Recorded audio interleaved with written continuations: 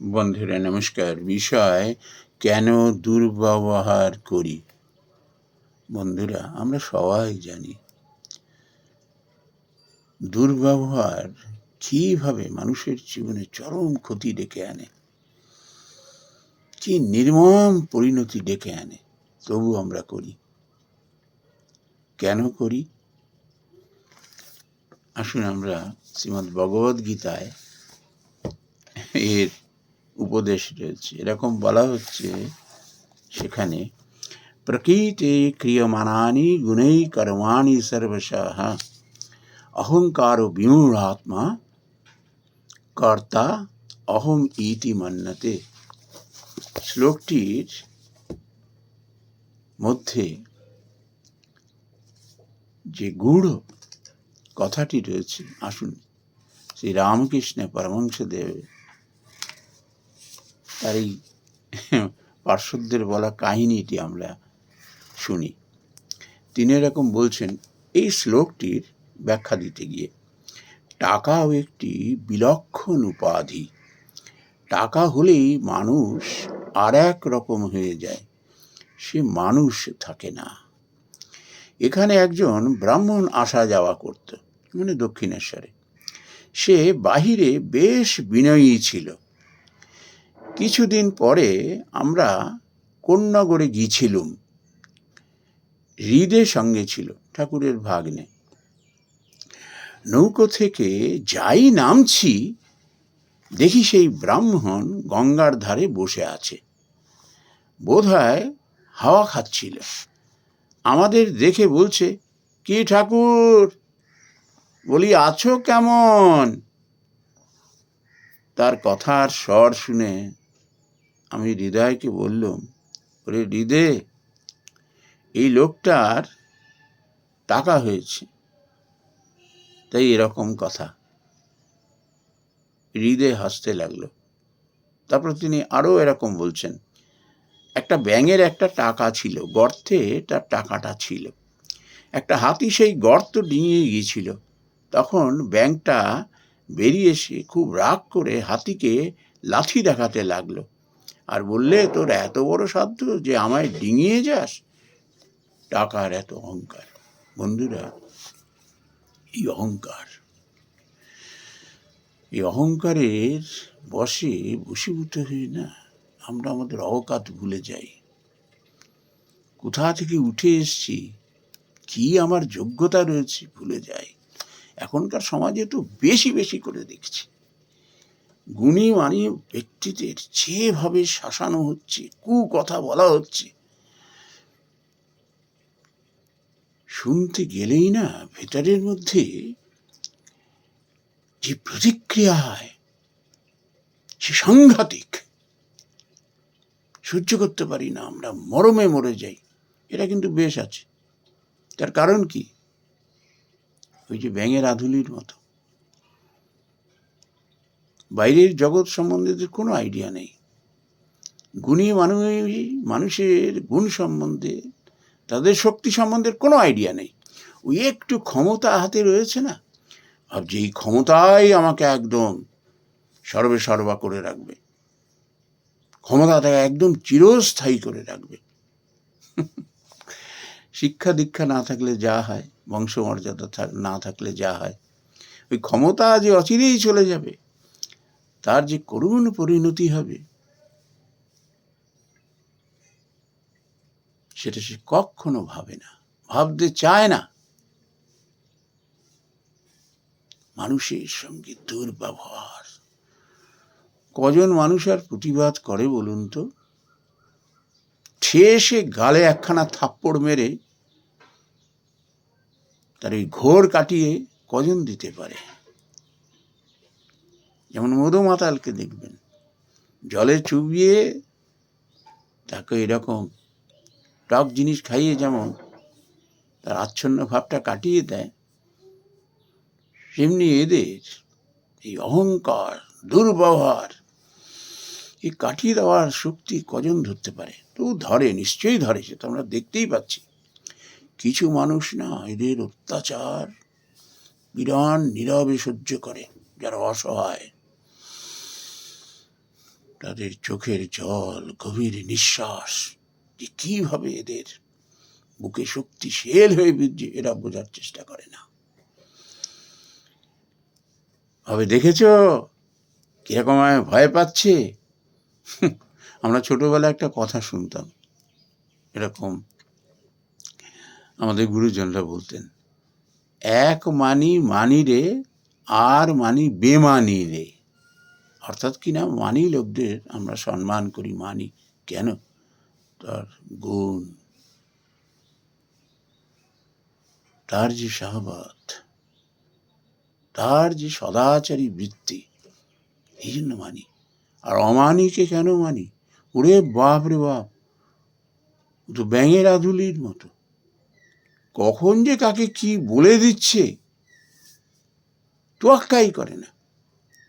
মুখে সর্বদা একেবারে গরল কথা, কুৎসিত কথা মুখের মধ্যে। ওর তো আর কোনো ভাষা নেই, ও তো শিক্ষা নেই পেটে। ওই মুখে কটু কথা, গরল ছাড়া ওর কিচ্ছু নেই। ওই জন্য ওটাই তার অস্ত্র, আর ভাবে এই ক্ষমতাটাই আমাকে টিকিয়ে রাখবে। তারপর যখন লাথ খেতে থাকে না, তখন সন্নিধ ফিরে যায়। ব্যবহার, এই কালকে একটি পোস্ট দেখছিলাম যে একটি এক্সিকিউটিভ একটি প্রাইভেট ব্যাংকের কিভাবে মানুষের ড্রেস থেকে তাকে মূল্যায়ন করছে, তার সঙ্গে দুর্ব্যবহার করছে, তার কষ্টার্জিত অর্থ সময় মতো সে এসে পাচ্ছে না। অনেক কমপ্লেন ছিল। তারপর ওই ব্যাংকের যে মালিক, সে তখন ছদ্মবেশে এরকম হত দরিদ্রের বেশে আসলেন, সরজমিনে দেখলেন এই ব্যাংকের যে একজন ঊর্ধ্বতন ম্যানেজার ছিল, তার সঙ্গে কি সে ওই মানুষের সঙ্গে, ওই মানুষটির সঙ্গে যে কিভাবে দুর্ব্যবহার করছে, কত কষ্ট দিচ্ছে। একইভাবে তার যে জুনিয়র, সে কত সিম্প্যাথেটিক, মনে মনে অনুভব করছেন, চেষ্টা করছেন তার দুঃখ দূর করবার জন্য, কিন্তু তার হাত পা বাঁধা। এও বলছেন, আমি কি আমার ঊর্ধ্বতন যে সিনিয়র অফিসার আছেন, এক্সিকিউটিভ, আমি কি তাকে জানাবো? তাহলে না মা, তাকে জানাতে হবে না, আমি চলে যাচ্ছি। ব্যাস, তারপরে এসে শুধু শিক্ষা দিলেন না, ওই যে মেয়েটি সদাচারী ছিল তাকে সেই পোস্টে বসিয়ে দিলেন, আর তার এগেনস্টে এনকোয়ারি বোর্ড গঠন করা হলো। তারা যা ডিসিশন নেবে তাই হবে। এই জন্য কি হয়, দেখবেন যেসব ছেলে মেয়ে হয়তো কোনো কারণে একটু পড়াশোনা জেনে ভালো একটা চাকরি পেয়েছে,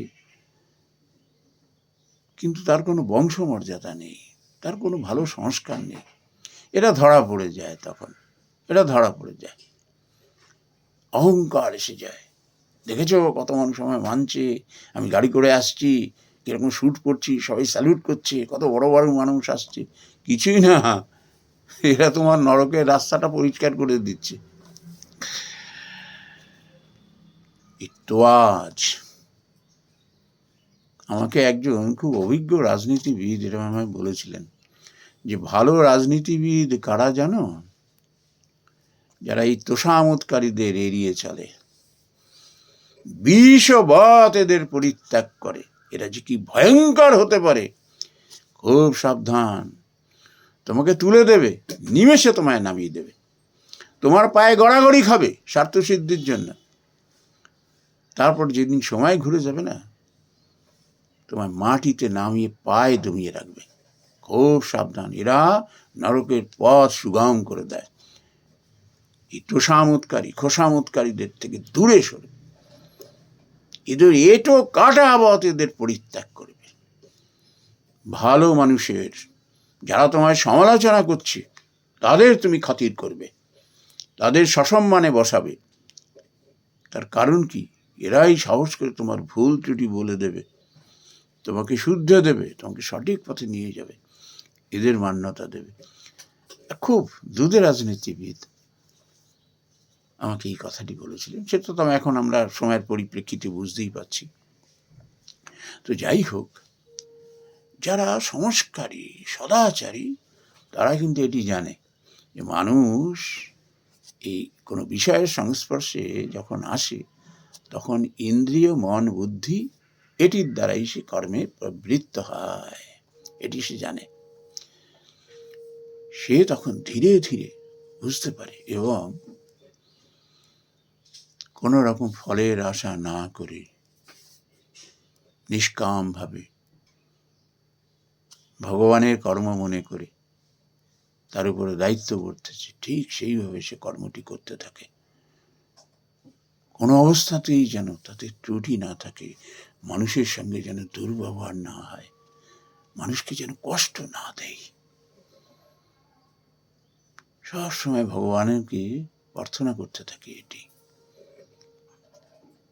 আর তার এই তখন সদাচার এবং তার এরকম সংস্কারী মনটা দেখে ওই ব্যবহারের মাধ্যমে ফুটে ওঠে, আমরা বুঝতে পারি তখন এ সৎ বংশজাত এবং সুশিক্ষিত, ভুইফোন না। হঠাৎ করে একটু পড়াশোনা করে কিছু একটা পেয়ে গেছি না। এই জন্য পড়াশোনার সঙ্গে যদি চরিত্র গঠনের শিক্ষাটি না হয় না, সব মাঠে মারা যায়, সব মাঠে মারা যায়। এই জন্য স্বামী বিবেকানন্দ এরকম বলেছেন না, man making character building education. এই যে রামকৃষ্ণ মিশনে এত মানুষের ভিড় কেন, এত মানুষের ভিড় কেন? হয়তো 1000 সিট, প্রায় 50,000 গিয়ে পরীক্ষা দিচ্ছে গার্জিয়ানরা তার ছেলে মেয়েদের নিয়ে গিয়ে। কেন? জানে এখানে এটা হলো মানুষ করার প্রতিষ্ঠান, মানুষ করার প্রতিষ্ঠান। কেবল ডিগ্রি হলে হবে না, আমাদের যে চরিত্রই গঠন না হলো, সবসময় মানুষের সঙ্গে দুর্ব্যবহার করছি, অহংকারে ফুলে ফেঁপে রয়েছি, আর নিজের সর্বনাশ করছি, নিজের পরিবারের সর্বনাশ করছি, সমাজের সর্বনাশ করছি, দেশের সর্বনাশ করছি। কি হবে সেই শিক্ষা দিয়ে? শিক্ষার সঙ্গে ওই জন্য সংস্কারটি গড়ে তুলতে হয়, সদাচারী হয়ে উঠতে হয়, তবেই মানব জীবন ধন্য। নমস্কার বন্ধুরা।